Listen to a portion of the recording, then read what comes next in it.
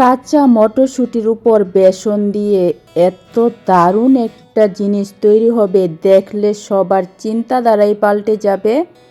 তো hello everyone, সবাই কেমন আছো? আমি টুম্পা। আজকে তোমাদেরকে দারুণ জিনিস তৈরি করে দেখাবো। আশা করছি আমার আজকের ভিডিও সবারই খুব বেশি ভালো লাগবে। তো যদি একটু ভালো লেগে থাকে তাহলে বলছি প্লিজ একটা লাইক করে দিও আর আমার চ্যানেলটাকে সাবস্ক্রাইব করে দিও।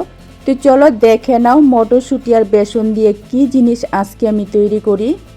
তো প্রথমে দেখো, এখানে আমি মটরশুঁটি নিয়েছি। এখন কিন্তু শীতকাল, প্রচুর পরিমাণে কিন্তু মটরশুঁটি পাওয়া যায়। এই ভিডিওটা দেখার পর মটরশুঁটি কিনে এনে একবারের জন্য হলো ট্রাই করো, ভীষণ ভালো লাগবে। তারপর দেখো, মটরশুঁটির মধ্যে আমি দিয়ে দিচ্ছি 3 চামচ বেসন। এখানে আমি ছোটো চায়ের চামচ দিয়ে 3 চামচ বেসন দিয়েছি। তারপর দিয়ে দিচ্ছি আমি পাতলা করে কাটা 2 টুকরো আদা, 2 থেকে 3টা কাঁচা লঙ্কা এরকম ছোটো করে কেটে দিয়েছি। তারপর দিয়ে দিচ্ছি কিছুটা রসুন। এখন এই সব কিছু মিক্সিং জারের মধ্যে নিয়ে নিতে হবে। চাইলে তোমরা কিন্তু ডাইরেক্ট সব কিছু মিক্সিং জারের মধ্যে নিয়ে নিতে পারো। আমি দেখানোর জন্য, বোঝানোর জন্য আলাদা পাত্রে মিশিয়ে তারপর মিক্সিং জারে নিয়েছি। মিক্সিং জারে নেওয়ার পর অল্প করে একটু জল দিয়েছি। দেওয়ার পর এখন পেস্ট করে নিতে হবে। এখানে কিন্তু অবশ্যই অল্প করে জল দিয়ে পেস্ট করতে হবে। পেস্ট করে দেখো এরকম ঘন করে কিন্তু পেস্টটা তৈরি করতে হবে। আর পেস্ট কিন্তু একদমই বেশি পালিশ করলে ভালো হবে না, এরকম একটু হালকা গোটা গোটা থাকলেই ভালো হবে। আর একটু মনোযোগ দিয়ে দেখো, এরকম ঘন করে কিন্তু পেস্ট তৈরি করতে হবে, একদম কম পরিমাণ জল দিয়ে। এখন এই মটরশুঁটির পেস্ট আমি একটা মিক্সিং বোলের মধ্যে ঢেলে নিয়েছি। তারপর এর সাথে দিয়ে দিচ্ছি আমি গোটা জিরা। তারপর দিয়ে দিতে হবে গোটা ধনিয়া। পরিমাণ মতো দিয়ে দিচ্ছি আমি লবণ।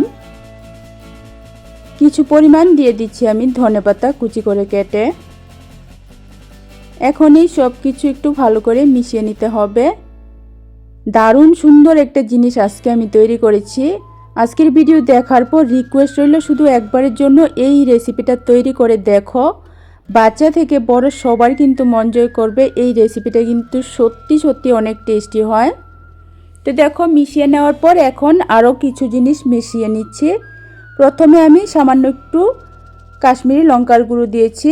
তারপর কালারের জন্য দিয়েছি একটু হলুদের গুঁড়া। এখন দিয়েছি সামান্য একটু জোয়ান বা আজওয়াইন দিয়ে আবারও একটু ভালো করে মিশিয়ে নিতে হবে।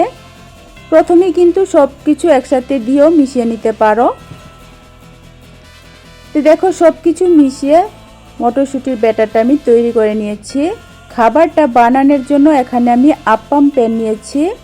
আপ্পাম প্যানের খুবগুলির মধ্যে অল্প করে একটু তেল লাগিয়ে নিতে হবে, যাতে খাবারটা হয়ে যাওয়ার পর খুব সুন্দর করে উঠে আসে।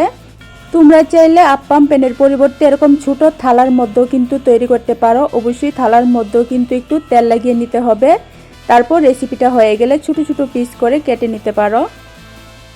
এখন যে আপ্পাম প্যানটা আমি রেডি করে রেখেছিলাম তেল লাগিয়ে, সেটার খুপের মধ্যে দেখো আমি 1 চামচ করে মটরশুঁটির পেস্ট দিয়ে দিচ্ছি। একটু মনোযোগ দিয়ে দেখো, দারুণ রেসিপি কিন্তু শেয়ার করেছি। আর শুধু একবার রিকোয়েস্ট হলো, রেসিপিটা ভালো করে দেখার পর আমার মতো করে একবার বানিয়ে খেয়ে দেখো, ভীষণ ভালো হয় খেতে। তো দেখো, সবগুলি আপ্পাম প্যানের খুপের মধ্যে আমি মটরশুঁটির পেস্ট দেওয়ার পর এভাবে একটু চামচ দিয়ে সুন্দর করে সেট করে নিয়েছি। তো দেখো, সুন্দর করে সেট করে বসিয়ে রেডি করে নিয়েছি। তারপর গ্যাস ওভেনে কড়াই বসিয়ে আমি কড়াইয়ের মধ্যে দিয়ে দিচ্ছি 2 বাটি জল। জলের মধ্যে এখন দিয়ে দিচ্ছি আমি 2টা টমেটো 2 ভাগ করে কেটে। তারপর দিয়ে দিচ্ছি 1 ইঞ্চির মতো আদা ছোট করে কেটে। কয়েক কোয়া দিয়েছি আমি রসুন। তারপর দিয়ে দিচ্ছি 4 থেকে 5টা শুকনো লঙ্কা। দেওয়ার পর এখন এই কড়াইয়ের উপর আমি আপ্পাম প্যানটা যে রেডি করে রেখেছিলাম সেটা বসিয়ে দিয়েছি। দেওয়ার পর এখন ঢাকনা দিয়ে মিডিয়াম আঁচে 10 থেকে 15 মিনিট ভাপিয়ে নিতে হবে।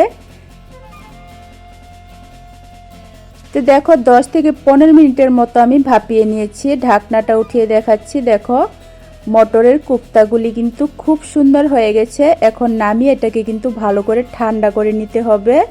আর এদিকে যে টমেটো, শুকনো লঙ্কা, আদা, রসুন সেগুলিও দেখো খুব সুন্দর করে কিন্তু সিদ্ধ হয়ে গেছে। একই সাথে কিন্তু দুইটা কাজ হয়ে গেল। এখন এই টমেটোর যে খোসাটা আছে সেটা কিন্তু উঠিয়ে ফেলে দিতে হবে। একটু ঠান্ডা করে তারপর কিন্তু টমেটোর খোসাটা উঠিয়ে ফেলে দিও, তা না হলে কিন্তু আমার মতো গরম অবস্থাতে উঠাতে গেলে হাত পুড়ে যেতে পারে। তারপরে টমেটো, রসুন, আদা, শুকনো লঙ্কা একটু ঠান্ডা করে নেওয়ার পর মিক্সিং জারের মধ্যে নিয়ে পেস্ট করে নিতে হবে। তো দেখো একদম মিহি করে পেস্ট করে নিয়েছি। তারপর গ্যাস ওভেনে কড়াই বসিয়ে কড়াইয়ের মধ্যে দিয়ে দিচ্ছি আমি অল্প করে তেল। তেলের মধ্যে দিয়ে দিচ্ছি আমি গোটা জিরা। তারপর দিয়ে দিচ্ছি 2টা এলাচ, দিয়ে দিচ্ছি 2টা লবঙ্গ।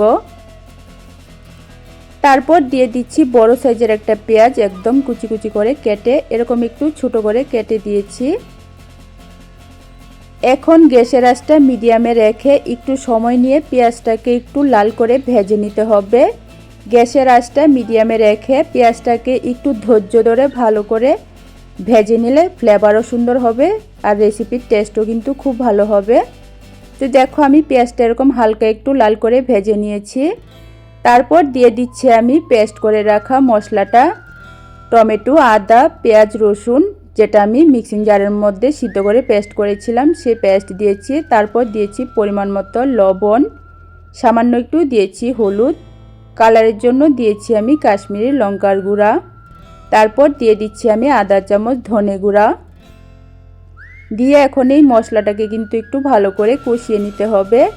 মশলাটা যত বেশি ভালো কষানো হবে ততই কিন্তু রেসিপিটা খুবই টেস্টি হবে। তো দেখো মশলাটা একটু সময় ভেজে নেওয়ার পর মিক্সিং জারটা ধুয়ে আমি দিয়ে দিচ্ছি কিছুটা জল। জলটা দিয়ে নাড়াচাড়া করে মশলার সাথে একটু ভালো করে মিশিয়ে নেওয়ার পর ঢাকনা দিয়ে 5 মিনিটের মতো সিদ্ধ করে নিতে হবে। তার ফলে মশলাটাও ভালো কষানো হয়ে যাবে আর সিদ্ধও হয়ে যাবে। এদিকে আপ্পাম প্যানের মধ্যে যে আমি মটরশুঁটির কোপ্তাগুলি তৈরি করেছিলাম সেগুলি দেখো একদম ভালো করে ঠান্ডা হয়ে গেছে। এখানে অবশ্যই খেয়াল রাখবে ভালো করে ঠান্ডা হয়ে যাওয়ার পর কিন্তু উঠাতে যাবে। আর যদি তোমরা থালার মধ্যে তৈরি করো তাহলেও কিন্তু একটু ভালো করে ঠান্ডা হয়ে যাওয়ার পর ছুরির সাহায্যে কেটে ছোট ছোট পনিরের মতো করে কোপ্তাগুলি তৈরি করে নিতে পারো। এভাবে দেখো সবগুলি কোপ্তা কিন্তু উঠিয়ে নিয়েছি, কত সুন্দর হয়েছে। এগুলি কিন্তু নাস্তা হিসাবেও তোমরা সসের সাথে খেতে পারো। যারা তেল মশলা ছাড়া টেস্টি হেলদি খাবার খেতে চাও তারা কিন্তু সসের সাথে এগুলি নাস্তা হিসাবেও খেতে পারো, ভীষণ ভালো লাগে। তো এদিকে যে 5 মিনিটের জন্য মশলাটা কষাতে ঢাকনা দিয়ে রেখেছিলাম সেটা দেখো খুবই সুন্দর সিদ্ধ হয়ে গেছে আর কষানোও কিন্তু খুব সুন্দর হয়েছে। এখন আমি দিয়ে দিচ্ছি জল। এখানে জলটা কিন্তু একটু বেশি পরিমাণেই দিতে হবে, কারণ মটরশুঁটির কোপ্তা বা যে কোনো কোপ্তা বা বড়ার তরকারি রান্না করলে কিন্তু ঝোলটা কিন্তু টেনে নেয়। তো দেখো জলটা দেওয়ার পর যখন একটু ভালো করে ফুটে উঠেছে তখন কিন্তু আমি মটরশুঁটির কোপ্তাগুলি দিয়ে দিয়েছি। দেওয়ার পর দিয়েছি সামান্য একটু গরম মশলার গুঁড়া। এখন দিয়ে দিচ্ছি আমি ধনেপাতা কুচি। দেওয়ার পর এটাকে কিন্তু বেশিক্ষণ গ্যাস ওভেনে বসিয়ে রাখা যাবে না, 1 মিনিটের মতো নাড়াচাড়া করে মিশিয়ে একটু ফুটিয়ে নিতে হবে। বেশিক্ষণ কিন্তু রান্না করতে হবে না, শুধু সব কিছু মেশানোর পর 1 মিনিট বসিয়ে যখন দেখবে এরকম একটু ফুটে উঠেছে তখনই কিন্তু গ্যাসটা বন্ধ করে দিতে হবে। গ্যাসটা বন্ধ করে ঢাকনা দিয়ে রেখেছি আমি। 5 মিনিট পর আমি তোমাদেরকে দেখাবো সবজিটা কত সুন্দর হয়েছে। তো দেখো 5 মিনিট পর রেসিপিটা দেখো কত সুন্দর হয়েছে। মটরশুঁটির কোপ্তা কারি দেখেই কিন্তু জিভে জল চলে আসবে আর মাছ মাংস খাওয়া কিন্তু ভুলেই যাবে। একবারের জন্য হলেও মটরশুঁটির এই রেসিপিটা তোমরা বানিয়ে খেয়ে দেখো। মটরশুঁটির কোপ্তা কারি দেখো আমি তোমাদেরকে একদম কাছ থেকে দেখিয়ে দিয়েছি কত সুন্দর রেসিপি হয়েছে। তো রেসিপি ভালো লাগলে কিন্তু অবশ্যই লাইক কমেন্ট শেয়ার করো, চ্যানেলটাকে সাবস্ক্রাইব করে দিও। আবারও আরেকটা নতুন রেসিপি নিয়ে আসবো। আজকের জন্য টাটা।